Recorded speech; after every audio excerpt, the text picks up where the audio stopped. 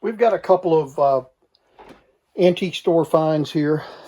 I've got a little clock radio here that's in a suitcase, leather suitcase, and it's a clock, running wind-up clock, and an AM radio.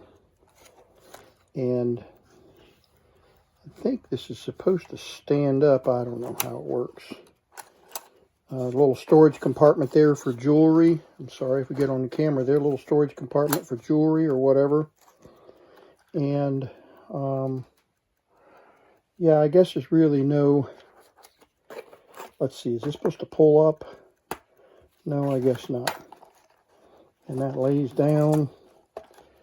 There it is. Yeah, like that.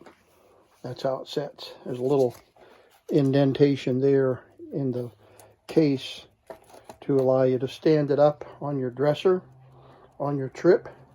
So it's a little AM radio. Little piece there needs to be glued back in, and then there's a little compartment with a earphone with an ear wrap on it. Hangs over your ear. So that had a little snap on it at one time, and that's been torn just a little. But anyway, I love these little straps. Isn't that cool? But the clock seems to be working. I set it just a few minutes ago, 10 minutes ago, and it's 12:17, and yeah, I might have not set it just exactly. It's about 12:16 there. So it is running. I can hear it clicking. I think this uses a 9-volt battery. Let's see what it, yeah, it looks like a 9-volt size. Yeah, 9-volt battery. So I'll grab a 9-volt battery there and hook it up. This used, I think, well, I don't know. No, I'm wrong about the 9-volt battery. Looks like 2 AA's. Yeah, I was going to say we got 4 terminals here. 2 AA's, if that's the right size, 915. So let's see if I can find a couple of batteries. Okay.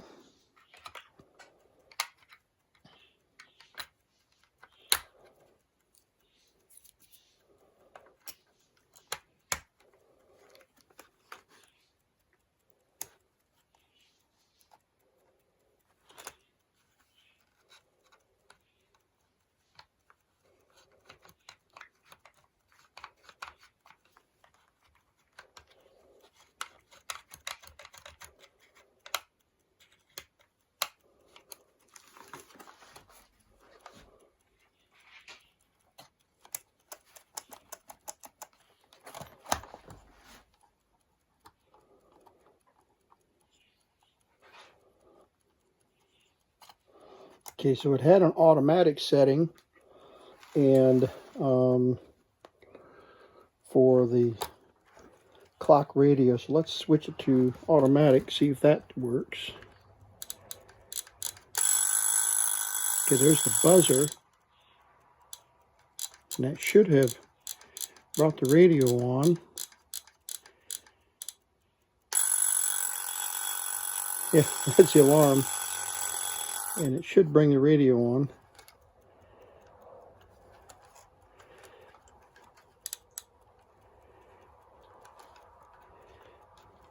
So the alarm rings.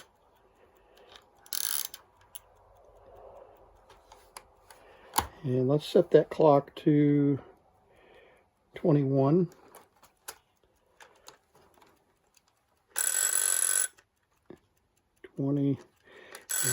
Get rid of this. There we go. Alarm. 21. Okay. There. But no radio.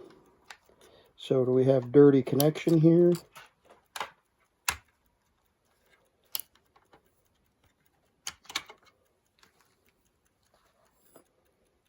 Yeah, maybe.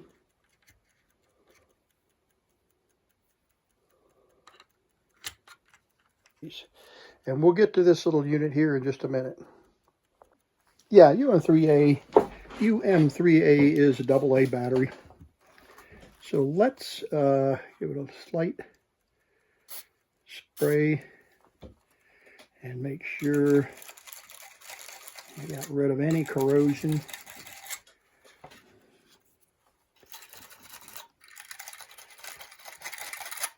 Probably with a little transistor radio like this, very likely have a, well, get the polarity right, very likely have bad capacitors that will cause it to almost be dead.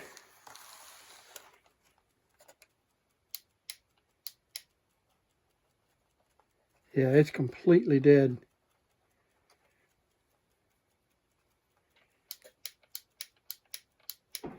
So we'll have to open it up. There's a little bit of corrosion here on the chrome, which is sad, but this brushed aluminum or whatever that is. But we'll clean that up too. So we'll have to open this up and see if we can get it to run. There is an earphone jack here on the unit for the little earbud. And so let me take these batteries out. But I think we're going to have to open it up and see if we've got a dirty connection on the power switch or something like that. But we'll troubleshoot that and fix it. The clock, yeah, the clock is clicking and running, and it's now 25 after 12, and that's what time it is. So the clock is working.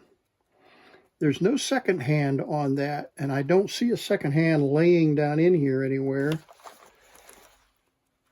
So I guess it didn't use a second hand, and it has a luminous dial.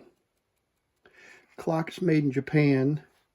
No evidence anywhere on here of a label of when or what manufacturer this radio was. Not any information about it. I think that's a cool little jewelry case right there, or whatever that is. No evidence anywhere on the unit as to who manufactured it. And so we'll glue that back in place. I have another one of these. Let me see if I can find it over here on the bench, and I'll show it to you. I might have done a video on this Bulova clock radio, and this has a bad mainspring on the clock, and it has an alarm setting. You dial this outer thing to get the alarm to work, and I believe this radio works.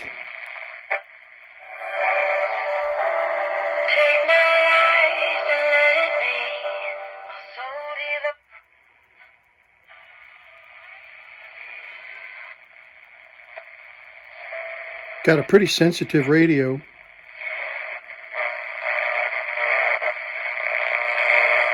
I've got the TV channels running, so that always creates a really lot of extra noise. But anyway, that's the Bulova, and I think I've done a video on this one. I do have another bigger one somewhere here in the collection. I'll have to look around and see, but I'm pretty sure I have another pocket travel radio like this, almost, well, it's very similar to this one, and it's up here in the collection somewhere. I just can't put my eyes on it right now, but these are really popular. This is a really special one, and I 3D printed a clip for the door for this one, and it turned out really nice. But this is going to take a little bit of cleanup to get this blistering. Well, there's not much you can do with the blistering, but we'll clean up the dirt and trash on it, and we'll pull this apart.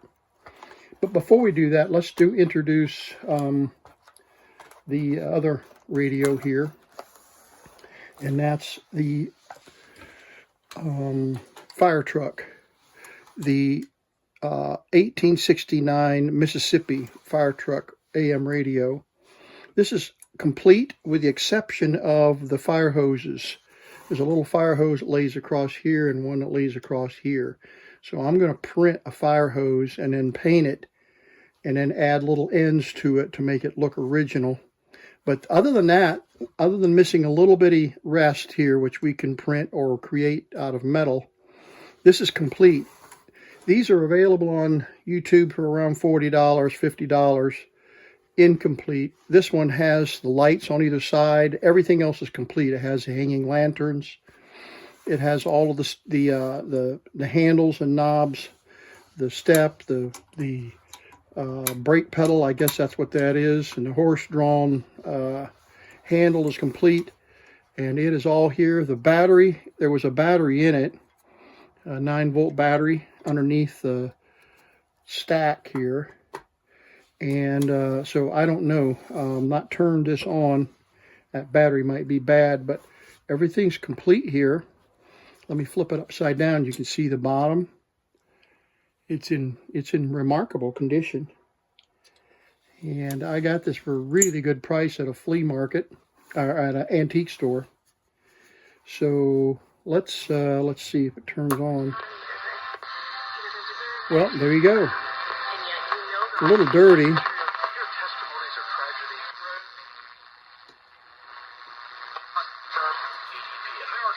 Sensitivity is good. Well, that's great. It's working. So,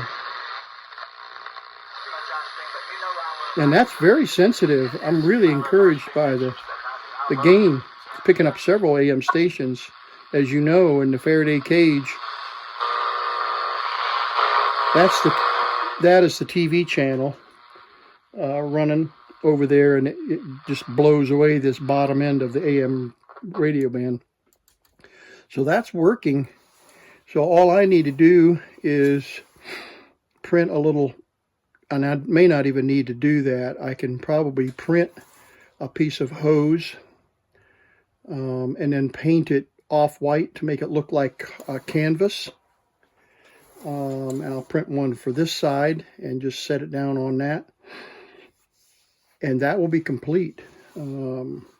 It's really great looking little radio. I'm really tickled that I found it at the antique store. Found both of these at the antique store. And they had a few more, but I didn't want to spend any more money. But this is definitely a showpiece. So I think that's just cool.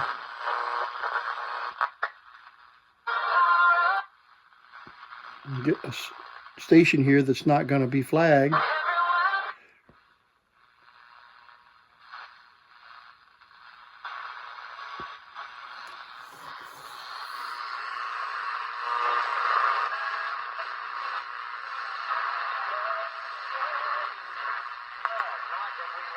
There we go.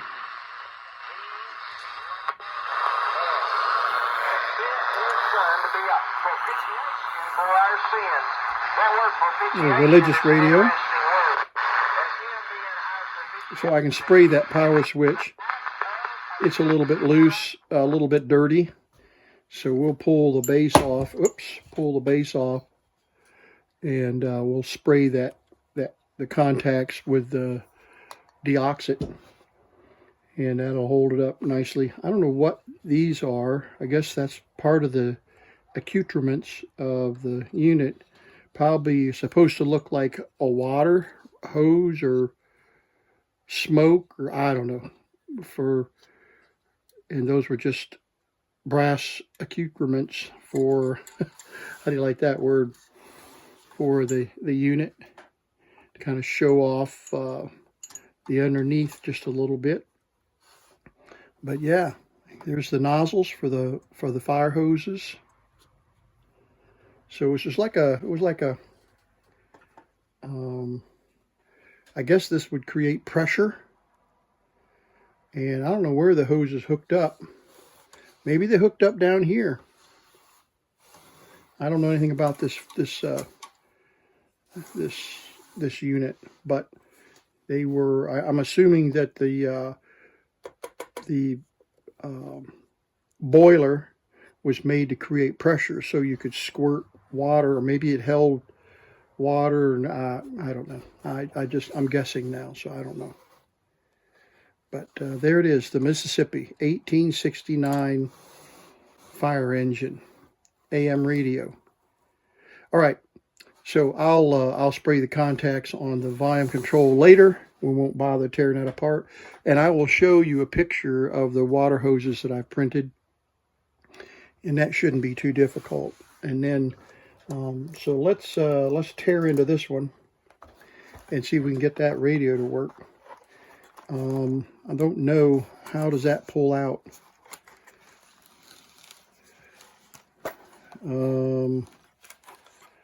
There's screws, no idea. No screws down here.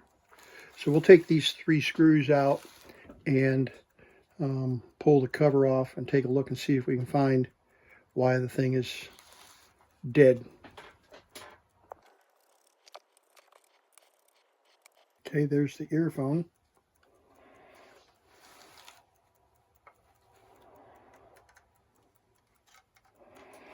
And there's the automatic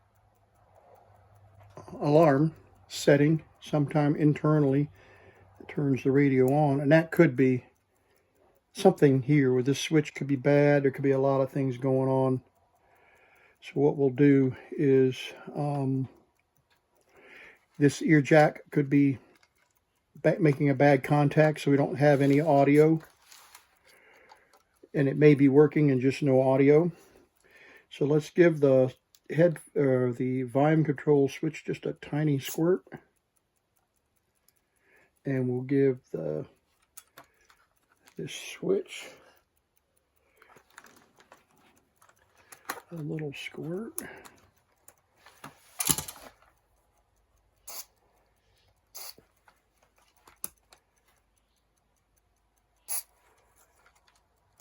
Okay.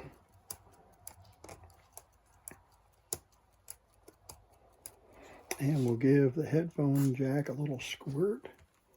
Make sure that headphone jack switch is opening and closing. Okay. So let's put the batteries in it now.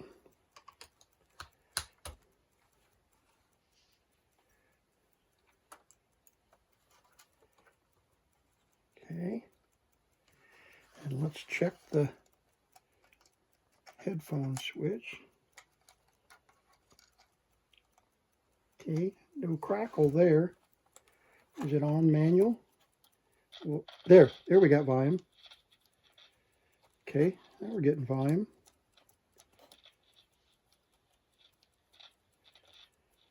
Very little, but we got a little bit of, just a tiniest bit of volume. And I'm going to short these 2 leads.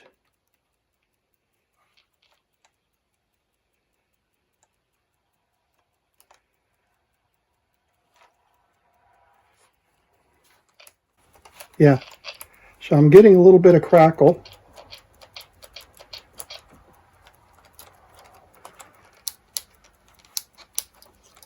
Volume's turned all the way up. You can hear the crackle. And let's spray that switch just a little more. I'm spraying inside those rivets. They look like open rivets. Yeah, that's helping. So we got hiss now.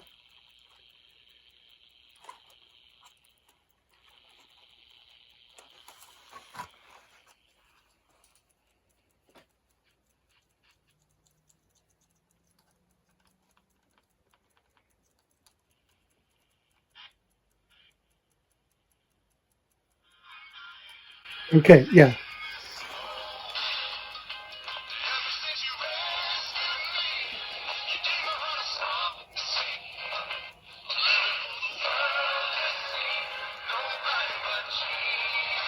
Okay, so we got the strong AM radio station. So we definitely have a bad cap here that's open or almost open. But we are getting audio. So the radio is working. We'll just have to experiment with which caps are bad.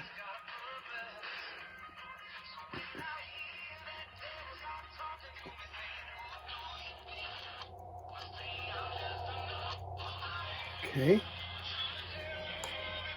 All right, I don't want the flag, so we'll turn it off. There we go. We'll kill the batteries.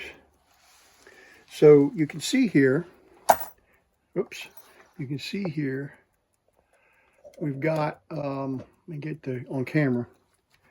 We've got 1, 2, 3, 4 electrolytic caps. 1, 2, 3, 4, 5. 1, 2, 3, 4, 5, 6 transistor radio. So it's a 6 transistor radio, push-pull, 2 transformers, and then there's 1, 2, 3, 4 electrolytic caps. So it would be really easy to recap this unit. And yeah, so 1, 2, 3, 4, 5, 6 transistors. Okay, there's the tuning capacitor. There's the ferrite antenna. I don't see the there's the diode that demodulates the audio. So it's a very simple AM setup with a little bitty 8 ohm speaker and a headphone jack. One of the things we can do just for fun is put heat on these caps to see if we can get them to fire up and increase the audio. Why don't we do that just for fun? We'll take a soldering iron and we'll touch it to these and warm them up and see if we can get one of them to open or to reconduct AC. So it's a coupling cap probably in one of these coupling caps here perhaps. It might even be that one. Or it could be this IF coupling cap to the audio stage. So this is the audio stage right here. And the intermediate and RF stage, intermediate stage with the tuning capacitor. So let's do that. Let's touch these 4 electrolytics with a soldering iron gently and see if we can get it to fire up some audio. I'll take it over to the bench. Okay, we've got the audio, the radio playing, and I'll clean the soldering iron tip. Make sure there's not a bunch of solder on it. There we go, nice and clean. All right, so let's see, let's just start with that one.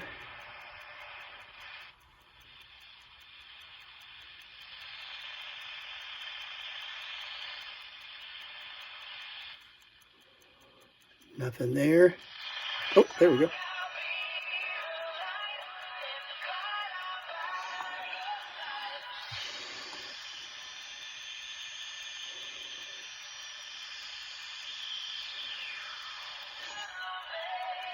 Definitely helped.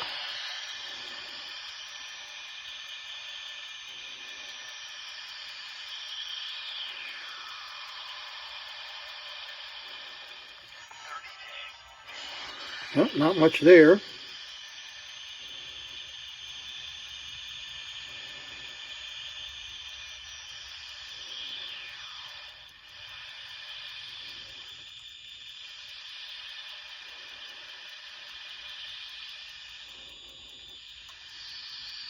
Not much there. All right, we'll try this big filter cap.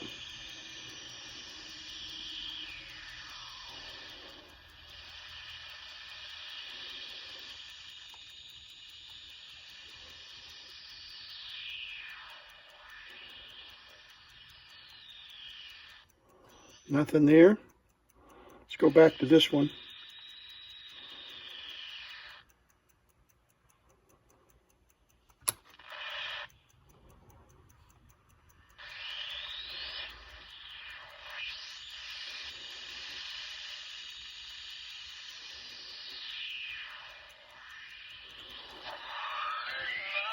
Okay, there we go.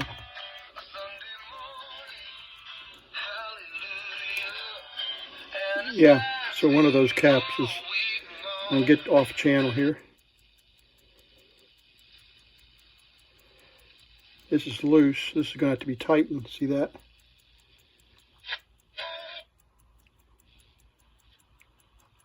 Cracked here.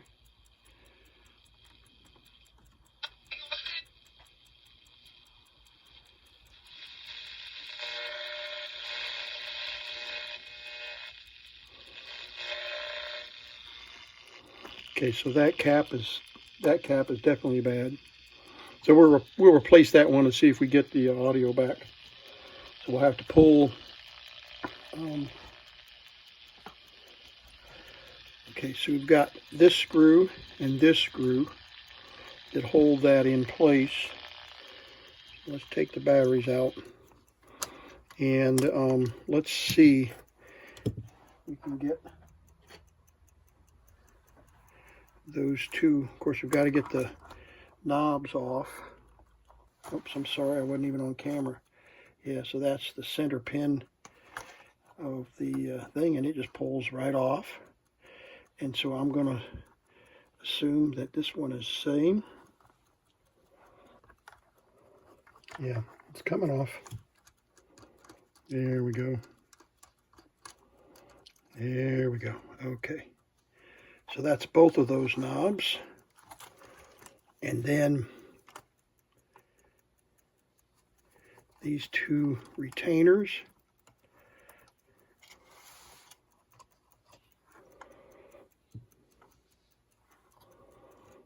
Okay, easy enough. Okay, really fragile. There we go. So we'll desolder this cap, and 4.7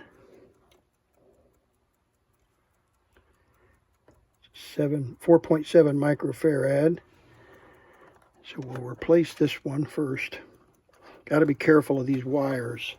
That's why I'm video recording this, to make sure that I can go back to the video if I need to. But there's the speaker keeps the speakers from shorting out. So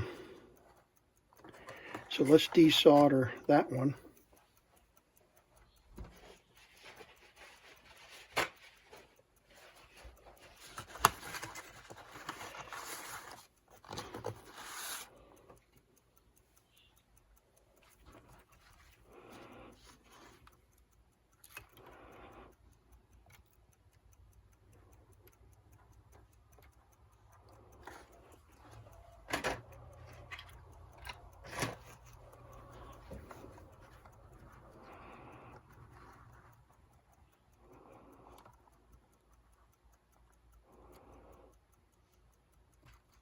So I've used a little bit of solder flux to allow that solder to melt and be attracted by the braid a little easier. I could use a desoldering tool, but pulling it out for two little connections is hardly worth the trouble. Okay, that one's just about good. Yep. And then this other side.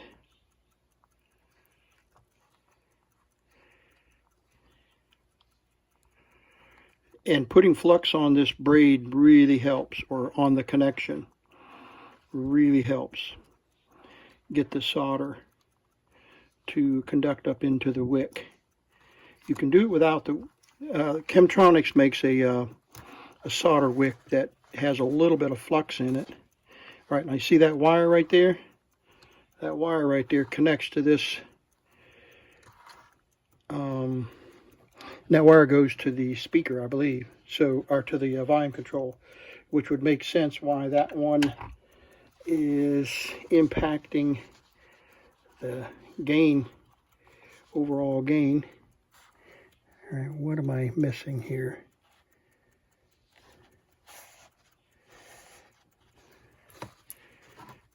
Oh, there we go. Okay, so we got to get the polarity right. So the writing is on top, and the plus is this direction. The plus is right there. You can see it. See the plus mark with a little arrow? Yeah. So plus is this direction, and this is a, what did we say? 4.7 microfarad. All right, easy enough. Where are my electrolytic caps? Here we go. 4.7.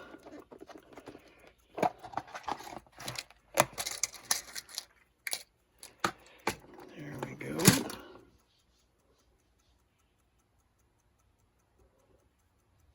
4.7, that's 50 volt. Okay, so plus is the long lead.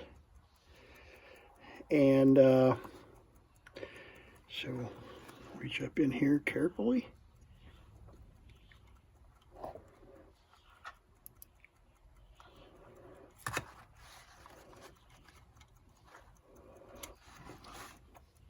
All right, now we got to be sure and solder this lead back. I mean, this wire right here, this brown wire, it's got to be part of that connection. So let's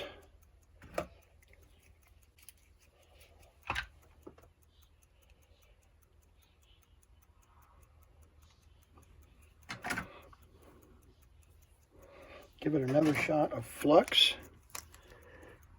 And we're going to have to reheat all of those connections that we've desoldered with the flux by accident, just because they're close by.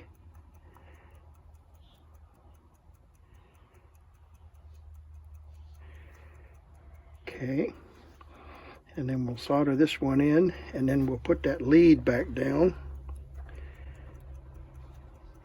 Make sure that it's on. There we go.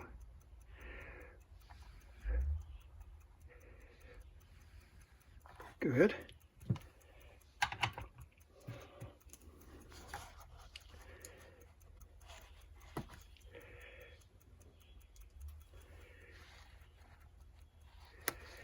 Okay. All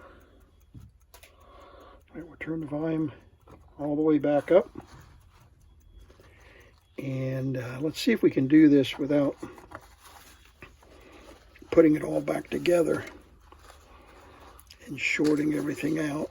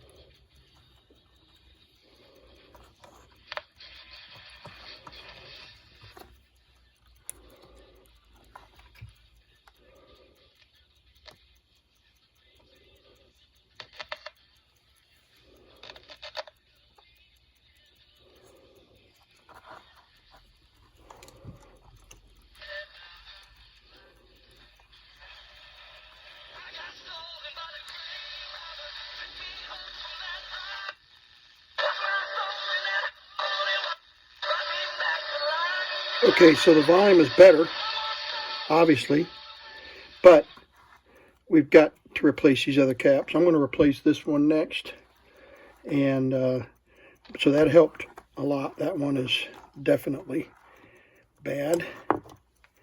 So we'll replace, I'm glad we don't have any open transistors. That's usually a pain to get those germanium transistors. I've got them in stock here, but I hate replacing those because they're so fragile on the circuit board. All right, I tightened up the capacitor, the tuning capacitor. It was loose, and I've snugged it up, and I'm going to put a drop of glue, not CA, but just glue that can be removed on those screws.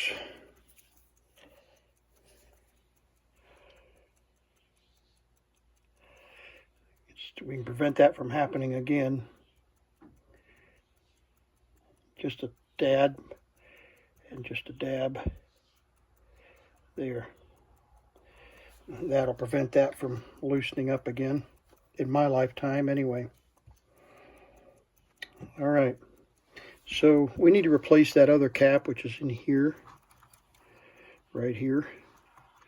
So we need to use, how do you know what terminals to desolder? Well, what I do is I take a flashlight, and again, we got to be careful of these leads. These leads will tug and break real easy.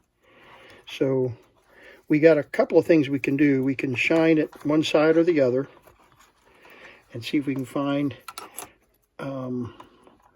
the terminals that this cap is connected to. Now, one of the things we can do is wiggle the cap and see which way the leads are, either this way or this way. So what you do is you wiggle the cap and move this transistor out just a little bit there, and we can wiggle the cap that way. It doesn't wiggle that way, so the leads are up and down right here, or close to up and down. They might be on a slight angle. And we can put a light underneath here, right on the cap. And it's going to be hard to see this on the camera. You're going to take my word for it. Yeah, these two, or these two. We're going to desolder those two.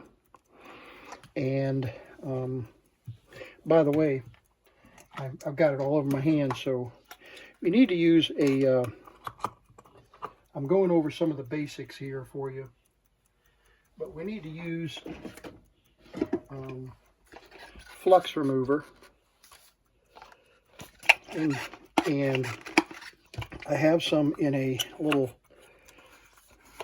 touch bottle here. It's getting kind of low. And clean the flux off.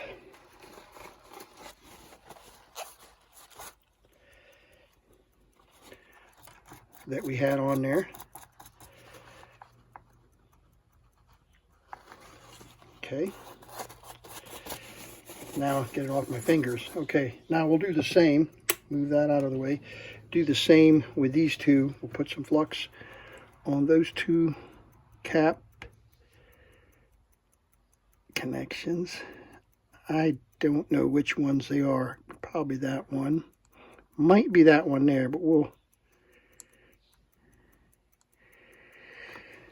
just try one and see.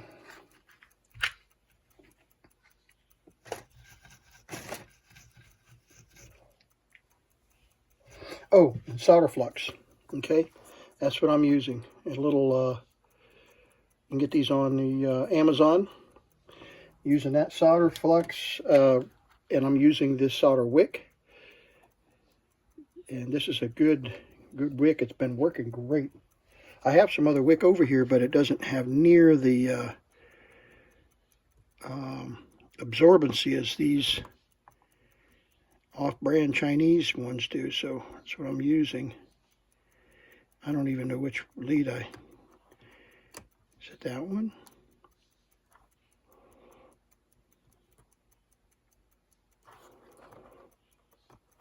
Okay, lift the lead up. Got some smoke there. I shouldn't be breathing that. Let's see if that's the lead. Yeah, that's the cap lead. So it's probably that one down there. Right there.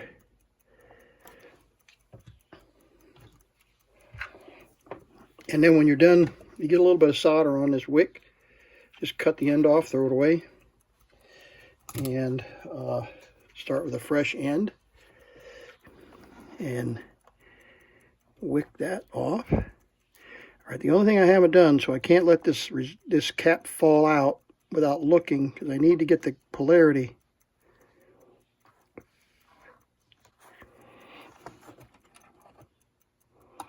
Pull the lead up. There we go. Is that the lead?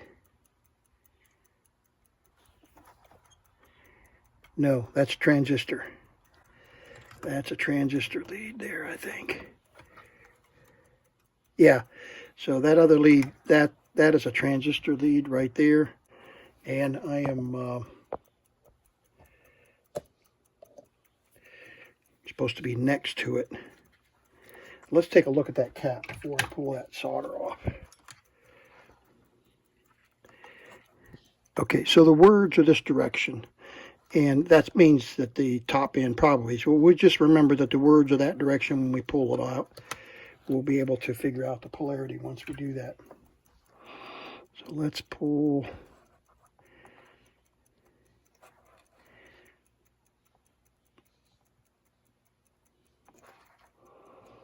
Okay, the longer lead. There we go.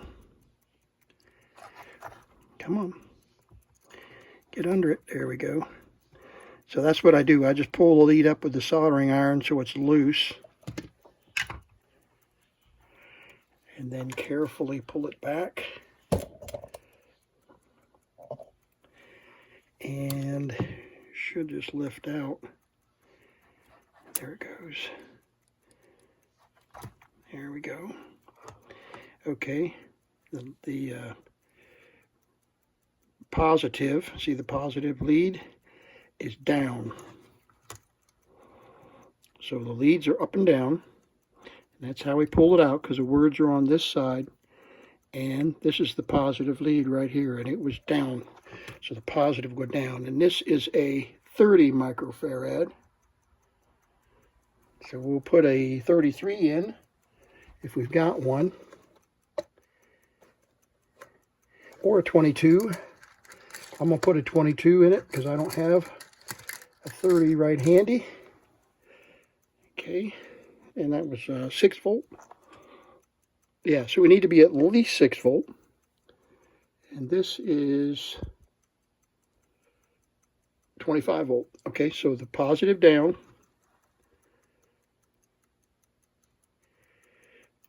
And if I were on a different kind of piece of equipment that was super sensitive to the proper values, I would put a 33 in there instead of a 22. But for these little transistor radios, that cap is primarily a bypass cap, and it's just blocking DC and passing AC audio. Let's make sure we get. Yep, that lead is soldered to that one. Batteries.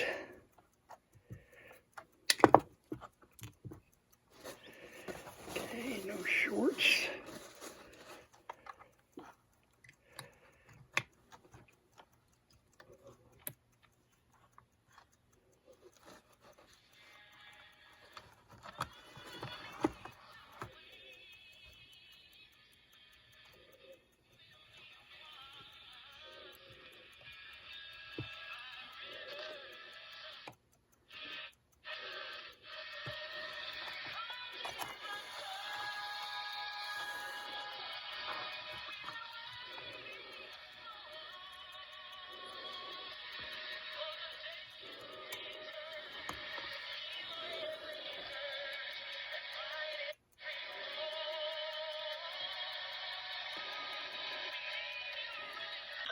Okay, got those two, got those two caps replaced, and we got our audio back.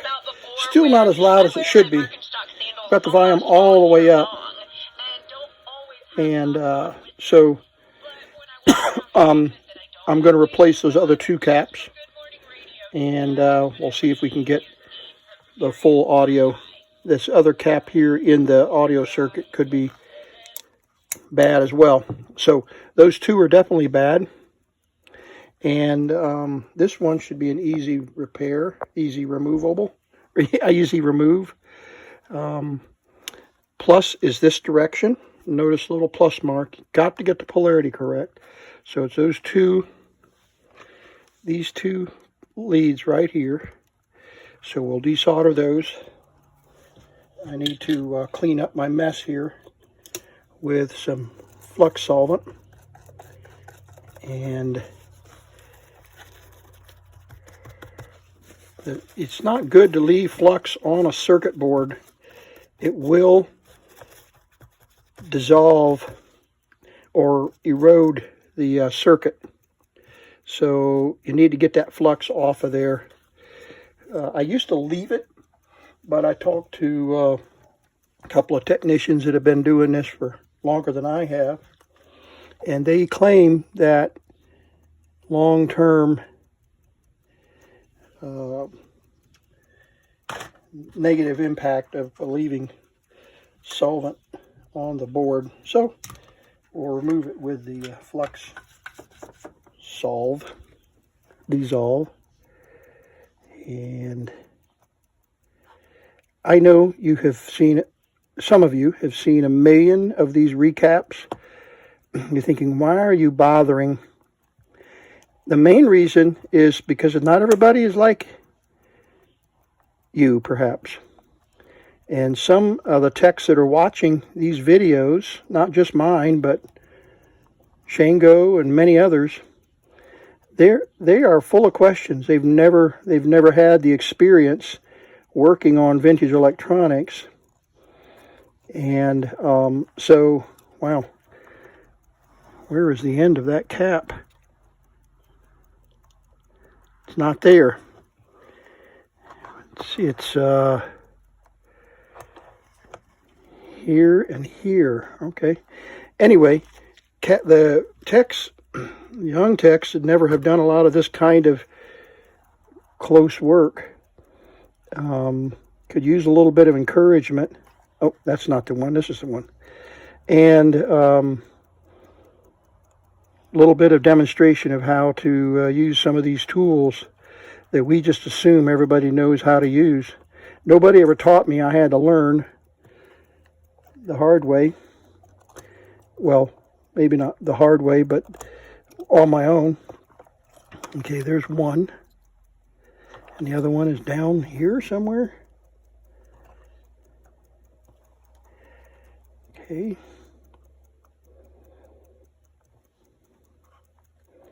I've got the finer tip soldering iron on this.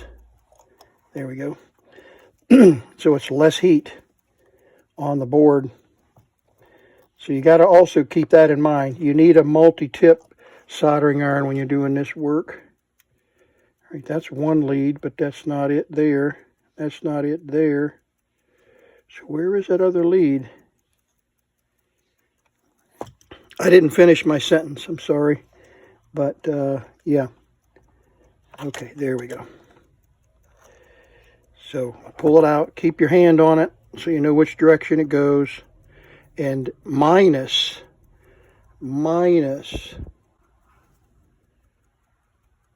is this direction, and no plus on this cap. So minus is this direction on the board. So see, some caps have plus and some have minus. And these are, what brand are these? Oh, TCC, whatever. And this is Nicoba. And this is TCC. It's whatever they had available. TCC 33 microfarads. We'll put a 22. I don't have a 33. I'll put a 30. I put a 22 in there. Negative that direction. Okay.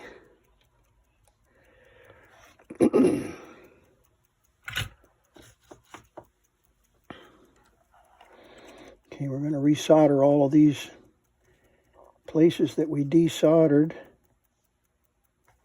There. Let's solder that one in, and then we'll... There we go. Oh, there we go. Let's pull this one up so we can cut it. Resolder all these. I have had done repairs like this and forgot to resolder a lead, and then I would end up with an intermittent connection and couldn't figure out why. And so I replace one cap at a time now on a lot of these little tiny radios, so that I know I'm only one cap away from making a mistake. You do a whole bunch of them all at once, and then you're taking a chance of not knowing if you got a polarity wrong or something like that. And this board doesn't have any masking to tell us if we've got the polarity correct. Okay, so there's a third cap. Right now we're getting audio.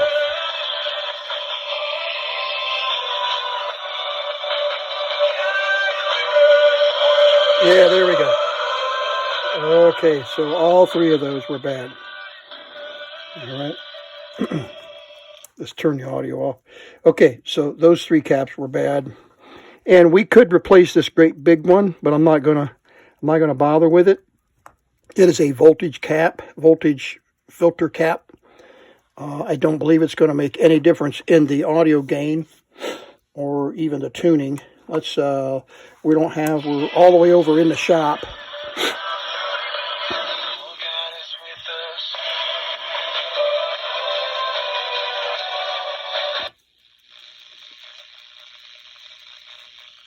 Turn the volume all the way up.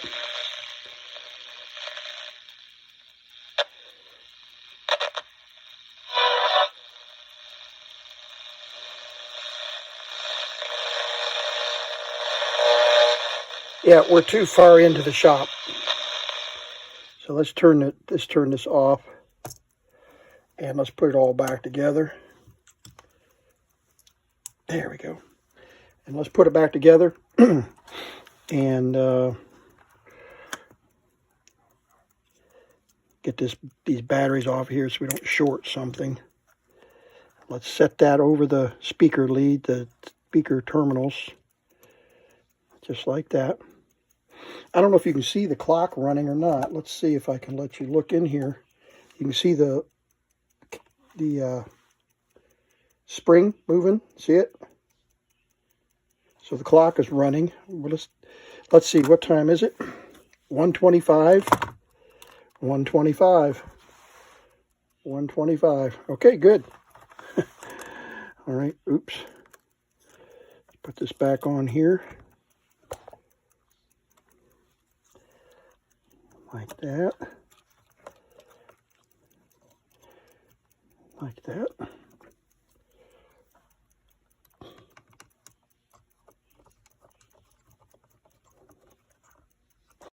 You could go ahead and replace that fourth cap, but I'm not going to, because this is going to be a shelf queen, and it's obviously not part of the audio circuit.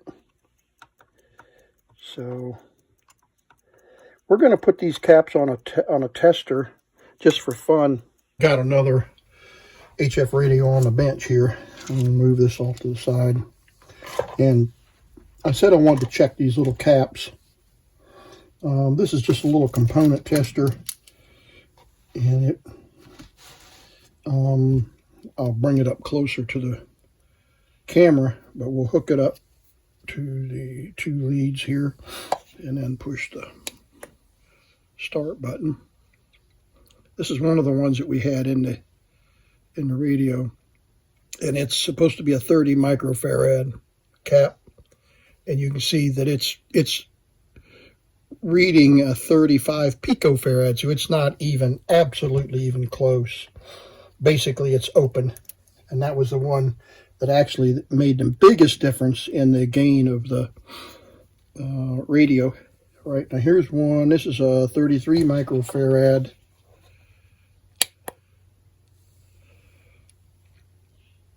And it's reading 0.2 microfarads to picofarads there, so it's 0.2 microfarads. So that one's basically open. And then we have this one,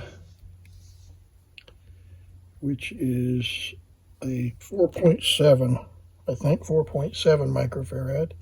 So it ought to be, should be 4,700 nanofarads.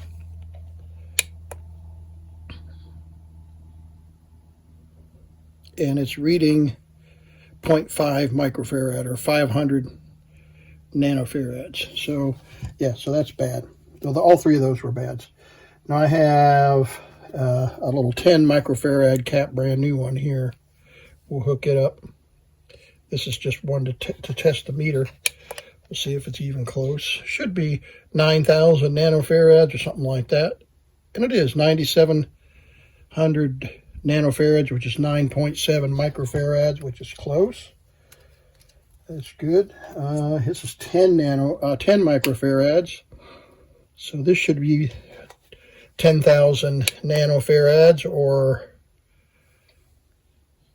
close to 10,000. Yeah, 9,467 nanofarads. So that's close. That's good. So anyway, you get the idea. Okay, here is a 474. 477 should be 0.47 microfarads. 0.47 microfarads would be 470 nanofarads. And it is 476 nanofarads. So that's a good cap. Obviously that is. All right, so we did the testing the caps, and they're all three basically open. And that's no surprise, but you can use these. You can get these little multifunction testers. This one's in Japanese. I don't know if you can reset it to English or not. I have a couple of them. Anyway, yeah, you can get these on eBay or Amazon for like $9 or something like that. But they work great for all different kinds of components. And this is a wind clock, a wind-up clock with a spring. And I'm not going to overwind it, because that's part of the problem with these clocks. They get overwound and then they get ruined. Okay, so we'll put the tuning control back on. And I was at 103 or 104. Oh no, I dropped it down to 89. Okay, somewhere in there. Okay. And we turned it off, didn't we? So we'll set this to the off position. Yeah, there it is.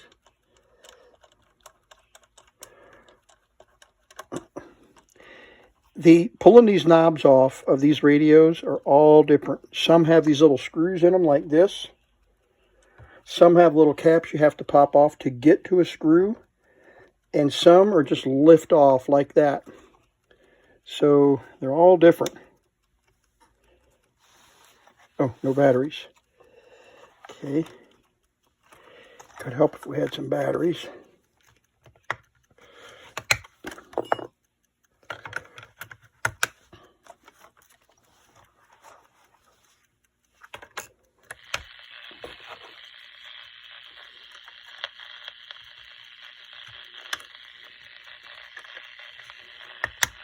Okay.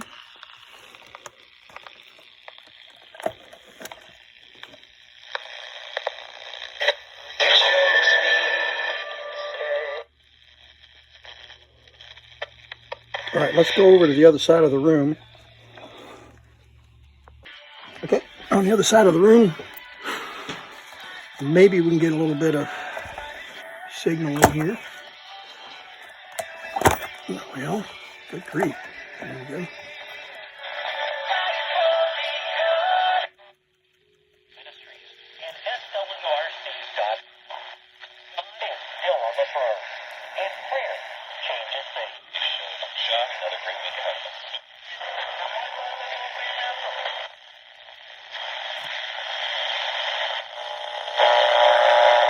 All right, let me turn the TV off. I want you to hear. I'm going to go turn the TV off.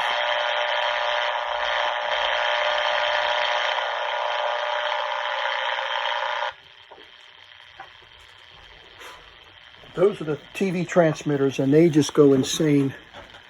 And now, a little better. Should have a channel down here.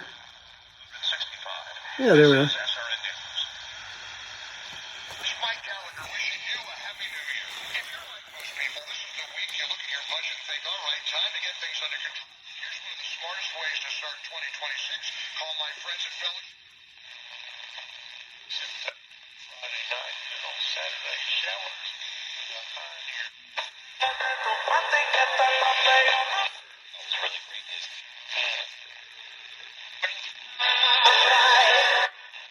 Really loud one. Okay, so we're in the middle of the day here, so we're not going to get much on AM. But there was an AM radio repair. Clock is 1:31. 1:31. Clock is working great.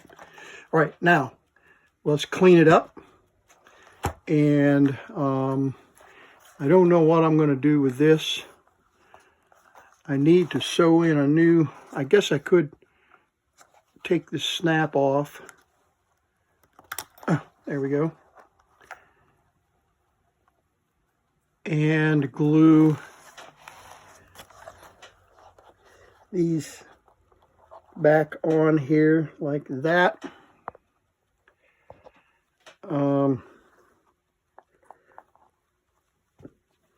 And then it would snap back like that. But other than that, really the case is in excellent condition. We need to fix that one missing piece here, laid up over on the bench. We'll glue that back in, and we'll clean up all of these with Q-tips and some light cleaning material so we don't destroy any of the markings here on this radio. But I'm not even going to try. Maybe my wife loves looking this kind of stuff up, and she may be able to find this little Suitcase AM radio on the internet and find out what name and year it is. So I'm going to do that before I publish this video.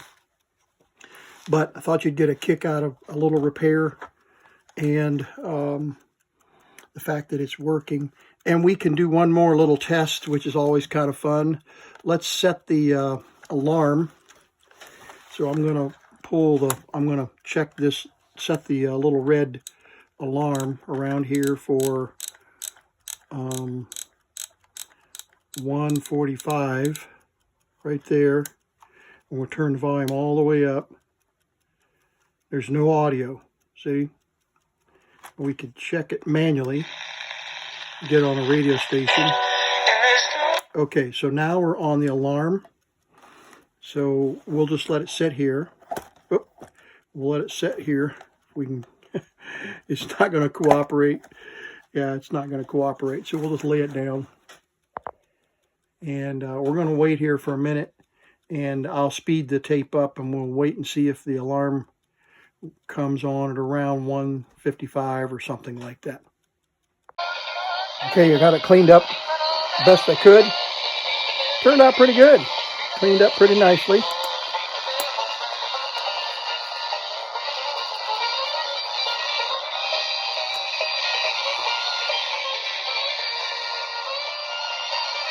And the alarm, I didn't show you, but the alarm did work. It was about 10 minutes off, but close enough. Yeah, it worked pretty good. I think I set it at around 3, and the alarm went off, and the radio turned on at 3:05 or something like that. So it worked. So the last thing that we need to do on this is to repair the little clip here. And I don't know what I did with the other clip. It's laying here somewhere. Oh, it fell down. There it is. And we'll fix that for the earpiece to close up and stay closed. So I'll glue that, and we should be good to go.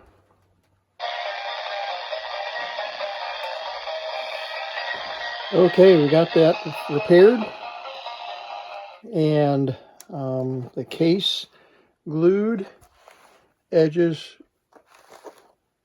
tacked and glued for the ear piece, and everything is about as good as we can get it. So it turned out really nicely, and I'll put this up on the shelf, and it will be another shelf queen.